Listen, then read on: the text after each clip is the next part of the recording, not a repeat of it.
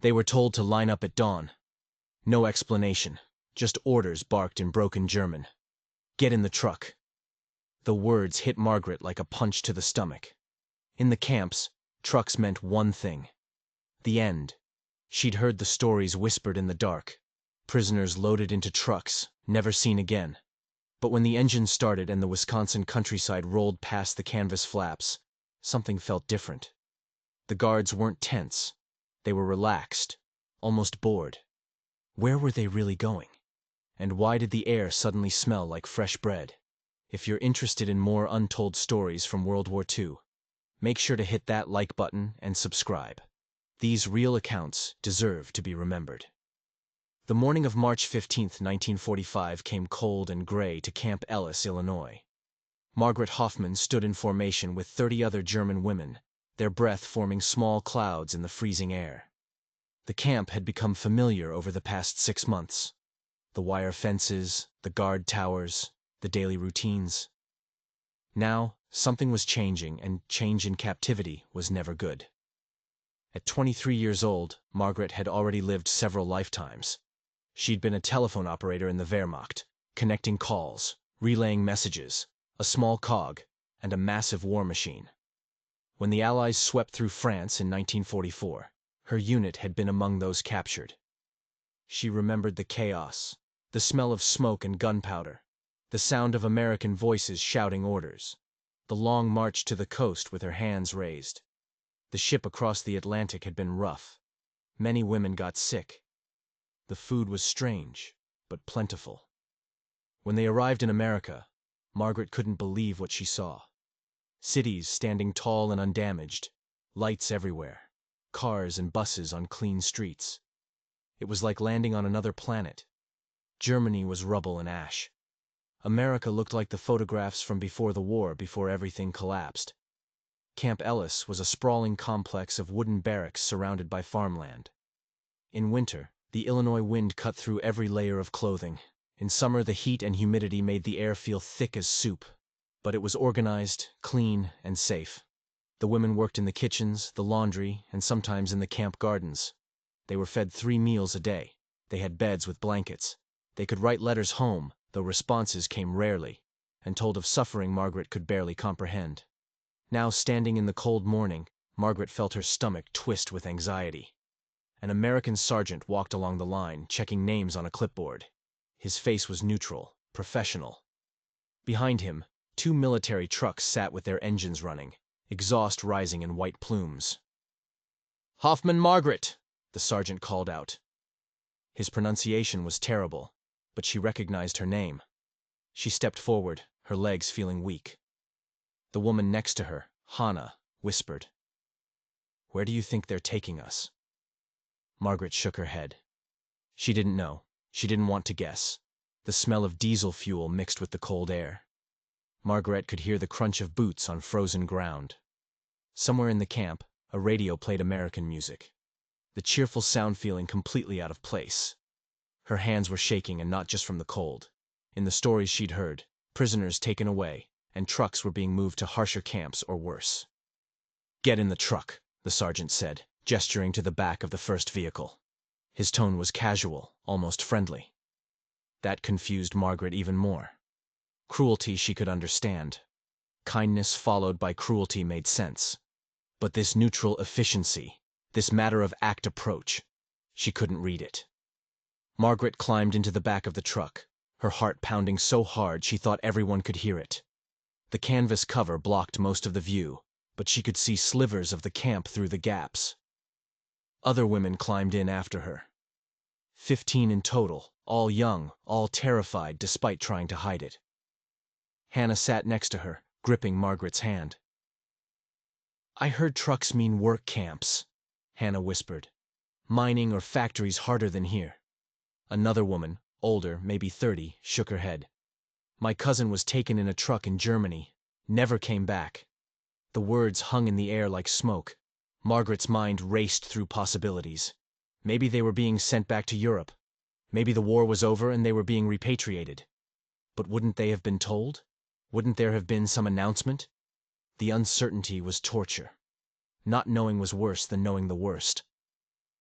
The truck lurched forward. Through the canvas, Margaret watched Camp Ellis disappear. The guard towers grew smaller. The wire fences faded from view. They were leaving the only safe place they'd known in months. The fear lingered. Every bump in the road felt like it was taking them closer to something terrible. The truck rumbled along dirt roads for what felt like hours. Margaret tried to track the turns, tried to figure out which direction they were heading, but she lost count. The women sat in silence mostly, each lost in their own fears. Occasionally, someone would whisper a prayer. Someone else would cry quietly. Through the canvas flaps, Margaret caught glimpses of the American countryside. Farmhouses with painted sidings, barns that looked solid and well-maintained, fields stretching to the horizon, brown with winter but organized, divided by neat fences. It was so different from the Germany she'd left behind. No bomb craters, no collapsed buildings, no desperate refugees on the roads. The contrast made her chest tight. While her country had been destroyed, while her family lived in ruins, America had been untouched. The factories here hummed with production. The farms grew food. The children went to school in buildings that still had roofs and windows. It wasn't fair, but fairness had died somewhere in the war years, buried under the rubble of Berlin and Dresden. After about 90 minutes, the truck began to slow. Margaret felt her heartbeat accelerate again. This was it. Whatever fate awaited them, they were arriving.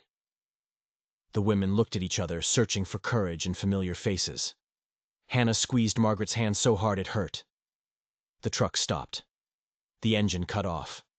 In the sudden silence, Margaret could hear birds singing. Birds? That seemed absurd. How could birds sing when her world was ending? The canvas flap at the back was pulled aside, bright daylight flooding in, making everyone squint. "Everybody out," said an American voice. Margaret climbed down from the truck, her legs stiff from sitting. When her feet hit the ground and she looked up, confusion replaced fear. This wasn't a work camp. This wasn't a prison facility. This was a farm, a real farm, large and prosperous looking. A white farmhouse with green shutters sat at the center, smoke rising from the chimney. A red barn stood nearby, its doors open, revealing farm equipment and stacks of hay. There were chicken coops, a pig pen, and fields that stretched in every direction. Everything looked clean, organized, and peaceful. An older man approached, maybe 60, wearing work-clo heavy jacket. He had a kind face, weathered by sun and wind. Behind him stood a woman about the same age, wiping her hands on an apron. They looked like grandparents from a storybook. They looked nothing like executioners or guards. "Welcome," the man said in heavily accented German. The word was simple but shocking. "Welcome." Margaret and the others exchanged confused glances. The American sergeant who'd accompanied them stepped forward with a clipboard. "These farms need workers," the sergeant explained in English, which one of the women translated. "You'll be working here, helping with farm tasks. You'll be paid a small wage. You'll eat meals with the families. You'll sleep in the workers' quarters. Any questions?" Margaret's mind struggled to process this. They were being sent to work on farms, to help American families, not to mines or factories or execution sites. The cognitive dissonance was overwhelming. Every expectation she'd had was wrong. Every fear she'd carried had been misplaced. "Wait," Hannah said, her voice shaking. "We're staying here on this farm." The sergeant nodded. "3 of you per farm. We're dropping groups at several locations. You'll work during the day. Follow the rules. No trouble. Understood?" The women nodded, still too stunned to fully respond. The farmer's wife, who introduced herself as Mrs. Anderson, led Margaret and 2 other women, Hannah and Elizabeth, toward the house. She spoke in English, gesturing and smiling, and though none of them understood all the words, her meaning was clear. Come inside, warm up, eat. The kitchen was warm and smelled like heaven. Fresh bread cooling on the counter, something savory cooking on the stove, coffee brewing in a pot. Margaret hadn't smelled anything like it in years. Her stomach growled so loudly she was embarrassed. Mrs. Anderson gestured to the table. The women sat hesitantly, afraid to touch anything, afraid this was some kind of test or trick. But the woman simply started serving food. Scrambled eggs, Thick slices of bread with real butter, bacon, fried potatoes, and mugs of hot coffee. Margaret stared at her plate. This was more food than she'd seen in one meal in years. In Germany, by 1944, breakfast had been watery soup and moldy bread, if there was anything at all. In the camp, breakfast was oatmeal and toast, decent but basic. This looked like a feast. Eat, eat, Mrs. Anderson encouraged, making eating gestures. Margaret picked up her fork with shaking hands. The first bite of eggs, warm and buttery, made tears spring to her eyes. She couldn't stop them. The taste was overwhelming. It wasn't just food. It was normally. It was the memory of life before war, before hunger, before everything fell apart. Hannah was crying too, eating and crying at the same time. Elizabeth stared at her plate like she couldn't believe it was real. Mrs. Anderson watched them with an expression Margaret couldn't quite read. Pity, compassion, sadness, maybe all three. The contradiction nodded at Margaret as she ate. These people were the enemy. Her country had declared war on them. German U-boat had sunk American ships. German bombers had killed Allied soldiers. Yet here sat an American woman feeding German prisoners like they were guests, not enemies. How was she supposed to make sense of this? After the meal, Mr. Anderson showed them the workers' quarters, a small building behind the barn. It was simple but clean. 3 beds with warm blankets, a small stove for heat, hooks for hanging clothes, a mirror on the wall. It was basic, but it was private, safe, and warm. Margaret thought of the barracks at Camp Ellis, where 30 women shared one room. This felt like luxury. Rest today, Mr. Anderson said through gestures. Tomorrow, work. He pointed to the sun, then made a motion like digging or planting. The women nodded. They understood. They would work for their keep. That made sense. That felt fair. Even what didn't make sense was the kindness, the full plates, the gentle smiles. The enemy wasn't supposed to be kind. The days fell into a rhythm quickly up at sunrise. Breakfast in the farmhouse kitchen with the Andersons. Then work. The tasks varied by season and need. Feeding chickens, collecting eggs, helping in the vegetable garden, mending fences, cleaning the barn, canning vegetables, sewing torn clothing. The work was physical, but not cruel. It was farm work, the kind of labor humans had done for centuries. Margaret discovered she liked it. Her hands, which had operated telephone switchboards and typed military reports, learned to gather eggs without breaking them. She learned to tell when the chickens were healthy or sick. She learned which vegetables were ready for harvest. The work was simple, direct, honest, so different from the war machine she'd been part of, where her work had contributed to destruction. Lunch was brought out to the fields. Sandwiches with thick slices of meat and cheese, fresh milk, sometimes pie or cake. Margaret couldn't get over the abundance. In letters from home, her mother wrote about eating potato peels and grass soup, about neighbors starving, about children with swollen bellies for malnutrition.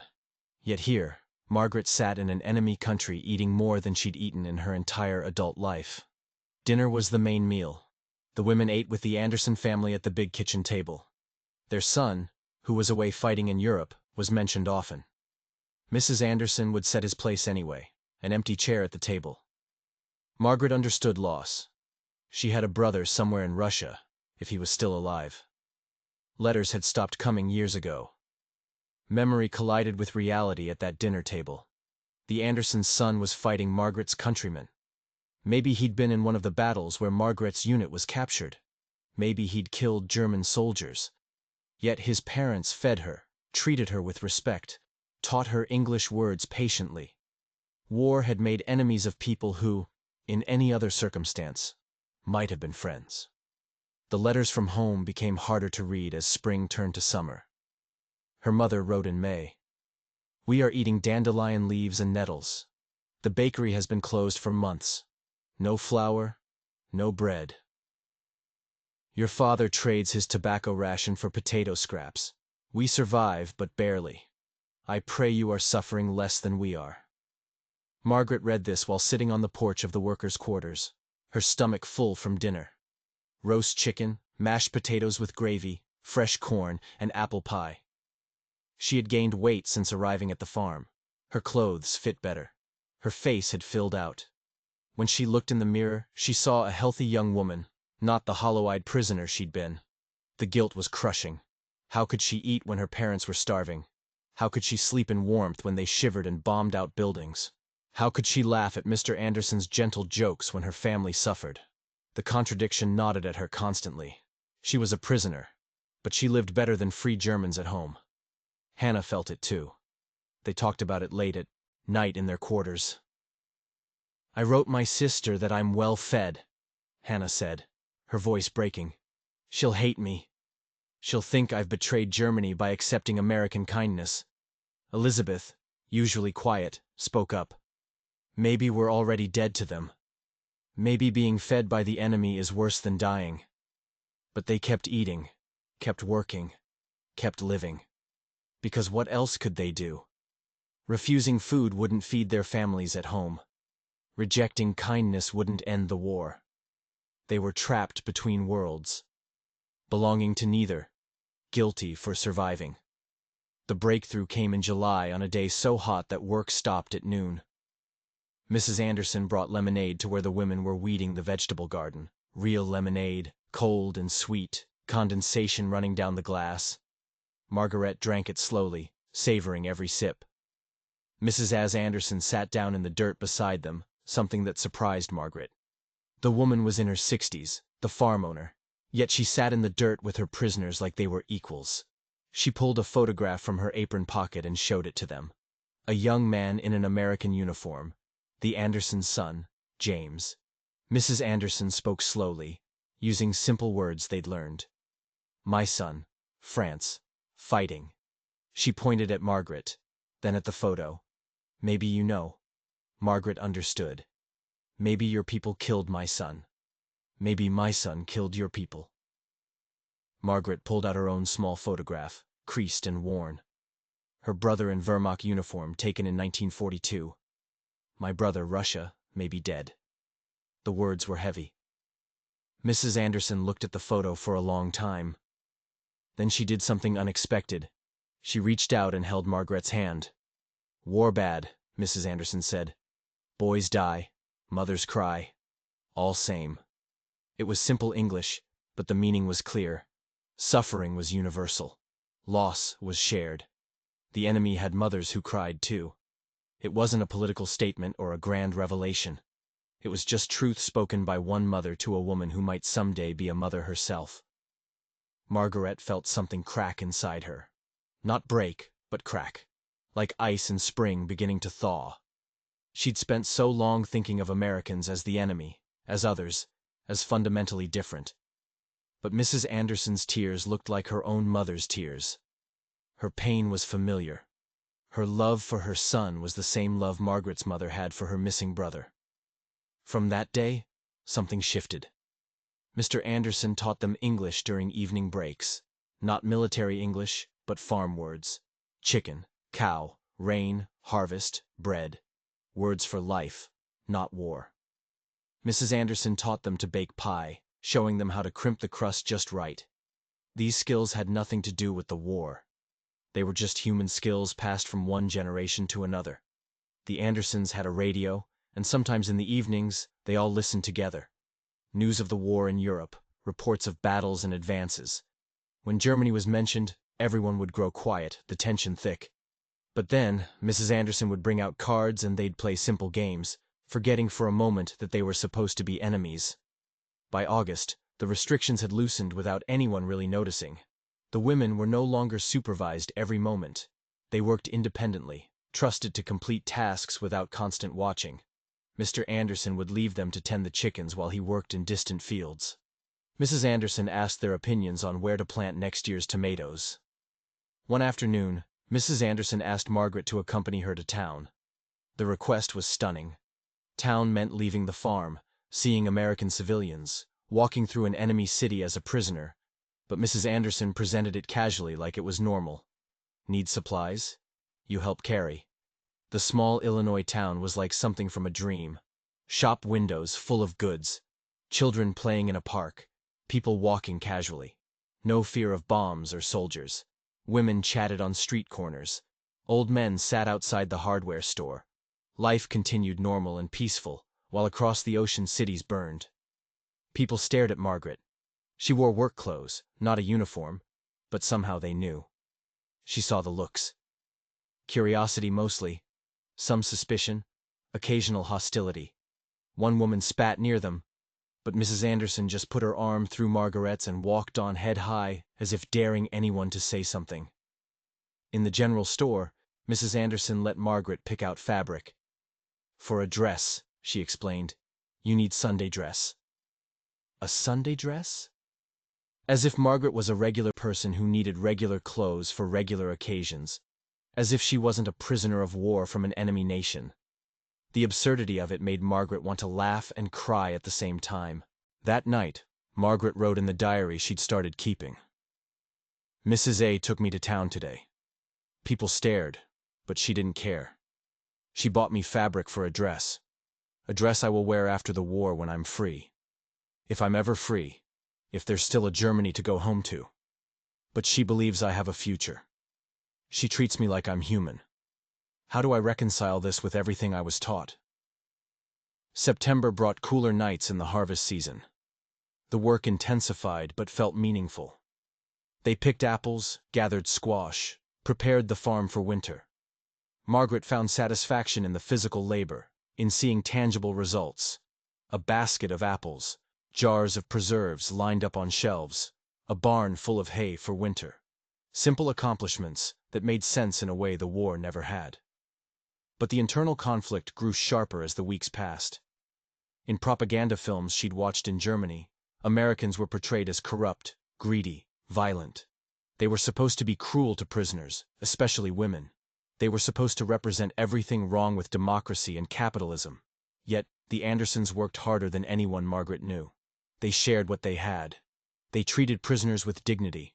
Loyalty to Germany warred with the reality she lived every day. She'd been taught to believe in the Reich, in German superiority, in the righteousness of their cause. But how could the superior nation be the one in ruins while the supposedly corrupt nation thrived? How could the righteous cause lead to children starving while the enemy's children were fat and healthy? Margaret's diary became a place for these forbidden thoughts. If we were right, why are we destroyed? If they were wrong, why do they have everything? The propaganda said Americans were weak, soft, decadent.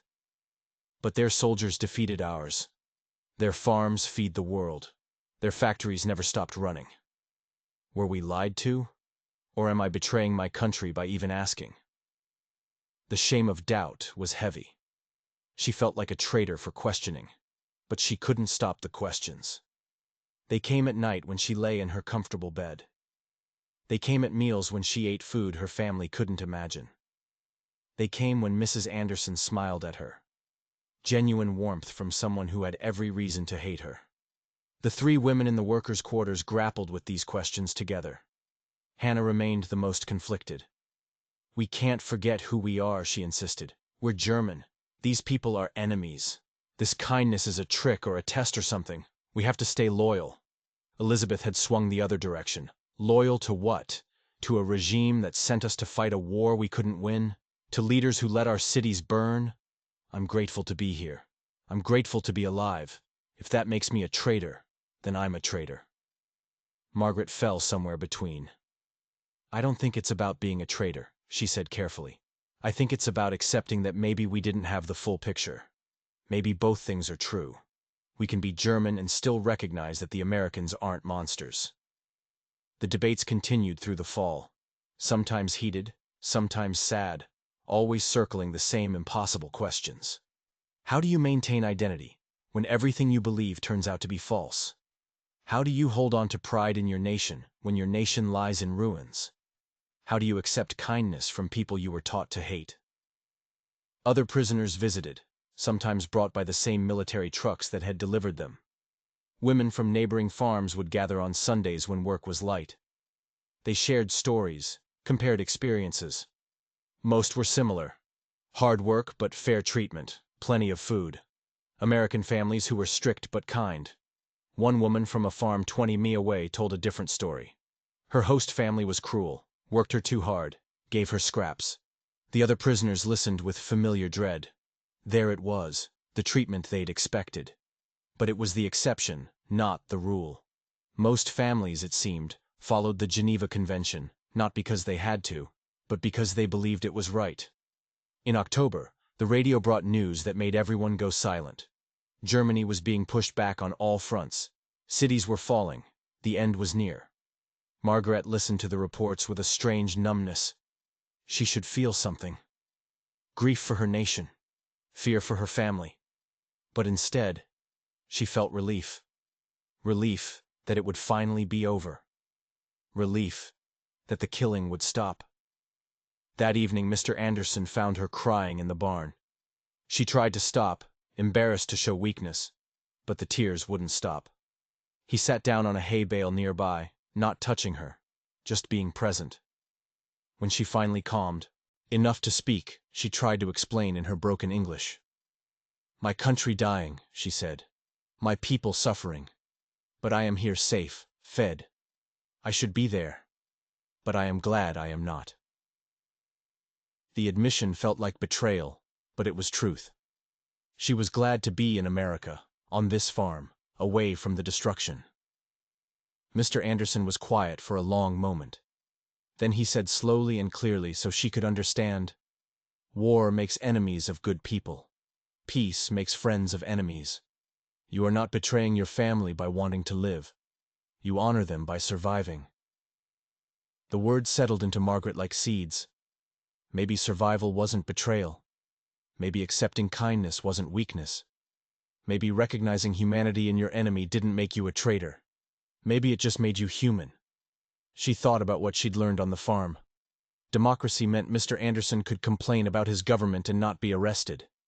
It meant Mrs. Anderson could vote, something German women couldn't do. It meant their son had volunteered to fight, not been conscripted. It meant newspapers published different opinions, not just state propaganda. These weren't signs of weakness, Margaret realized. They were signs of strength. A nation confident enough to allow dissent. A people secure enough to question their leaders. A society built on individual worth rather than collective submission. It contradicted everything she'd been taught, but she'd seen it work with her own eyes. November came cold and early.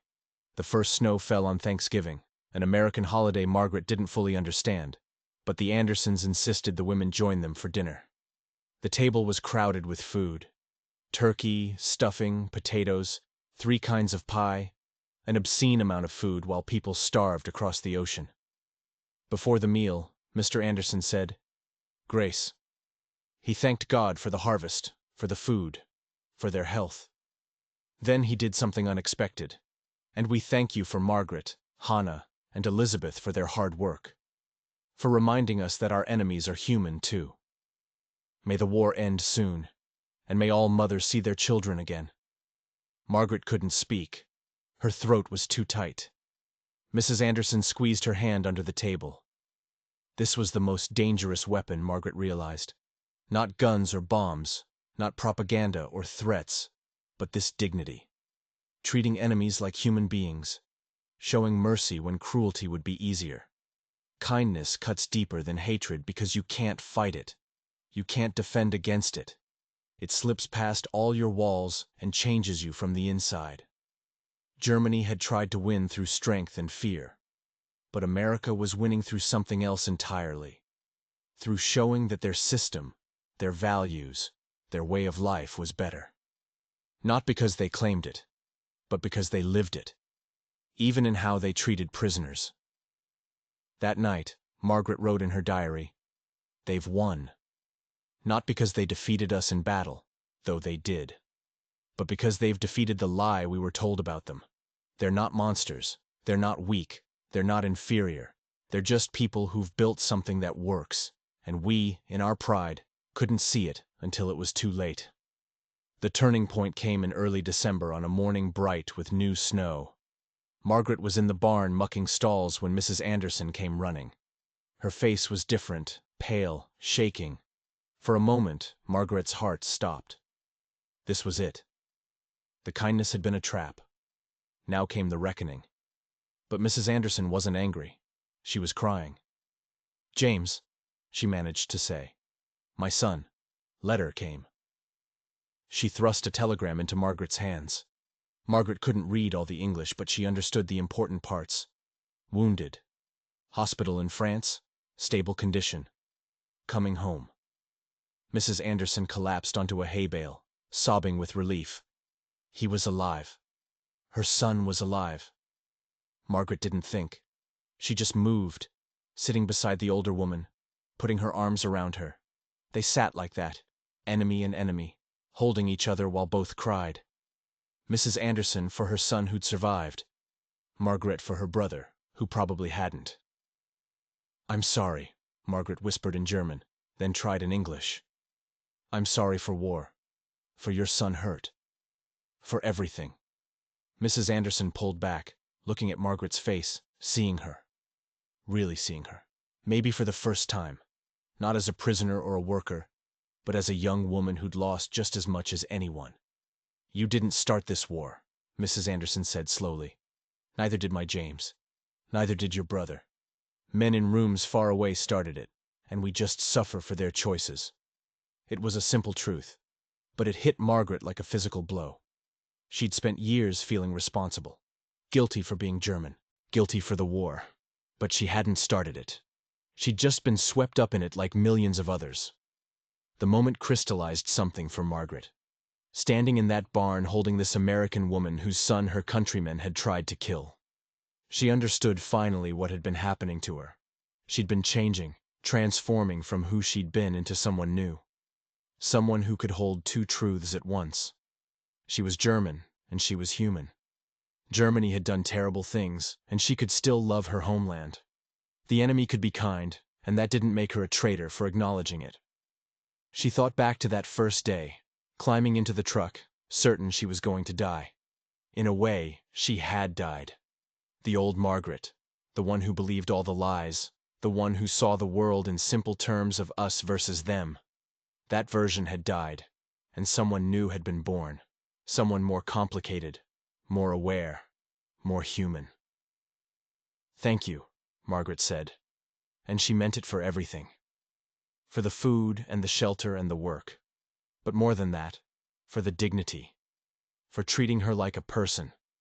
For showing her that enemies could be wrong about each other, for proving that mercy was stronger than hate. Mrs. Anderson smiled through her tears. "You're a good worker, a good person. When this war ends, you go home and you tell them. Tell them what you saw here. Tell them Americans aren't monsters. Maybe it will help, maybe it won't. But you tell them anyway." Margaret nodded. She would tell them. Though she doubted anyone would believe her. How could she explain that captivity had saved her? That the enemy had shown her more kindness than her own government? That she'd found humanity in a place she'd expected to find only cruelty? The words seemed impossible, but they were true. The war in Europe ended in May 1945. The news came over the radio one evening. Germany had surrendered. It was over. The women should have felt relief, joy, something positive. Instead, they felt dread. The end of the war meant repatriation. It meant going home. Home. The word had lost its meaning. Margaret's home was rubble. Her city was ruins. Her family, if they had survived, lived in conditions she could barely imagine after living on the Anderson farm. How could she go back? How could she transition from abundance to devastation? From safety to chaos? More than that, how would her family react to her? She'd gained weight. She looked healthy. She wore the Sunday dress Mrs. Anderson had made from the fabric they'd bought together. She looked like someone who'd been living well. How could she face her starving mother looking like this? "I don't want to go back," Hannah admitted one night. The confession hung in the air. It was treasonous to say. It was honest. Elizabeth nodded. "Me neither. But we have to. Our families need us." Margaret said nothing. She didn't want to go back either, but she had no choice. The Andersons threw them a farewell dinner in June. Other prisoners from neighboring farms came. Local families who'd hosted German workers attended. It was strange and beautiful and sad. Enemies sharing a meal, acknowledging that they'd become something else. Not quite friends, maybe, But not enemies anymore either. The journey back was long and complicated. Trucks, to trains to ships processed through military channels. Red Cross workers checking names against lists. Slowly, painfully, the women were sorted and sent toward what remained of Germany. Margaret traveled with Hannah and Elizabeth as long as possible, but eventually their paths diverged. Tearful goodbyes with women who'd become sisters.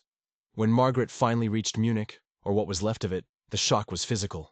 She'd seen photographs, she'd heard descriptions, but nothing prepared her for the reality.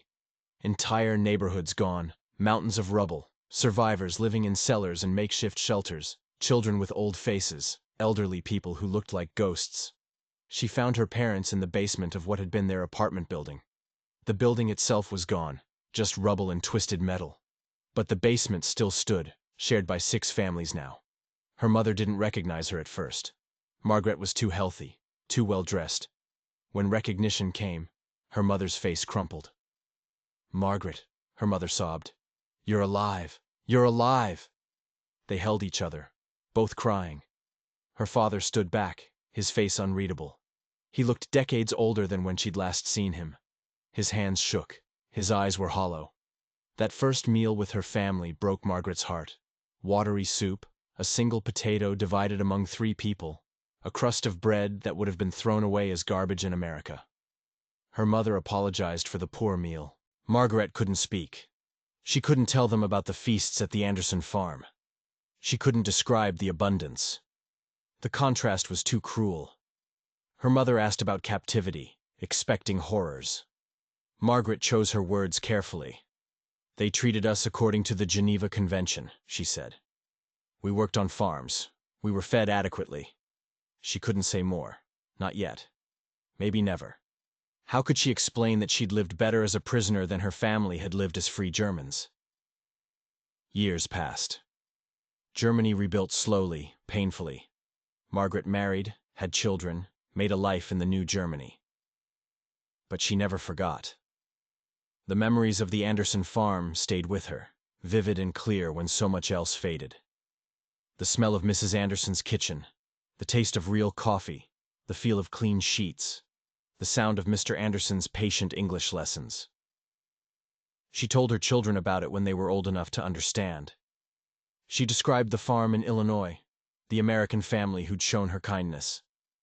Her children listened with wide eyes, finding it hard to believe. "They were nice to you, even though you were the enemy." "Yes," Margaret said, even though her daughter asked once, "Why were they so kind?" Margaret thought about it for a long time. "Because they saw me as human," she finally said. "Not as German or enemy or prisoner, just as a young woman far from home. And they treated me the way they'd want someone to treat their son if he was captured." In the 1960s, Margaret found the address she'd saved. She wrote a letter to the Anderson farm in Illinois. She told them about her life, her family, her gratitude. She didn't expect a response. So much time had passed, but 3 months later, a letter arrived. Mrs. Anderson, now elderly, had written back. James had survived the war. The farm was doing well. They remembered Margaret and often wondered what had become of her. The correspondence continued for years. Photographs were exchanged. Margaret's children wrote to the Andersons' grandchildren. The war that had made them enemies became the connection that made them family. Strange, but true. Years later, Margaret told her granddaughter the full story. She was old then, in her 70s, looking back across decades. "What did you learn from it, Ma?" her granddaughter asked. Margaret thought carefully.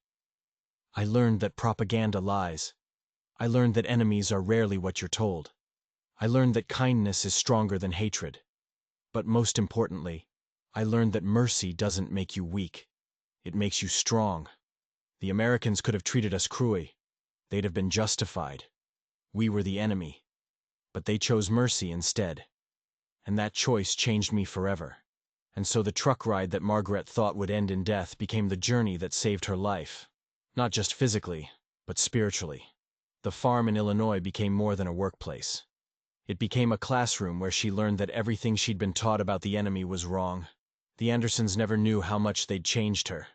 To them, they'd simply followed the rules and treated their workers with basic human decency. But to Margaret, they'd shown her a different way of living. One based on individual dignity, on seeing people as people first, on choosing mercy over vengeance. For those German women prisoners who worked on American farms, the experience became defining. They carried those lessons home to a broken Germany and helped rebuild it into something different, something better. They raised children who questioned authority, who valued democracy, who understood that nations could be wrong and enemies could be right. As Margaret told her granddaughter shortly before she died, "When I climbed into that truck, I was certain I was going to my death. Instead, I went to my awakening." The Americans didn't defeat Germany just with bombs and bullets. They defeated us with kindness. They showed us what we could have been if we'd chosen a different path. And that lesson that cost them nothing but decency changed everything. This is the story that deserves to be remembered. Not just the battles and the generals and the grand strategies, but the small moments of humanity that changed individual lives. If this story moved you, please hit the like button and subscribe for more true accounts from World War II. These stories matter. They remind us that even in humanity's darkest hours, light can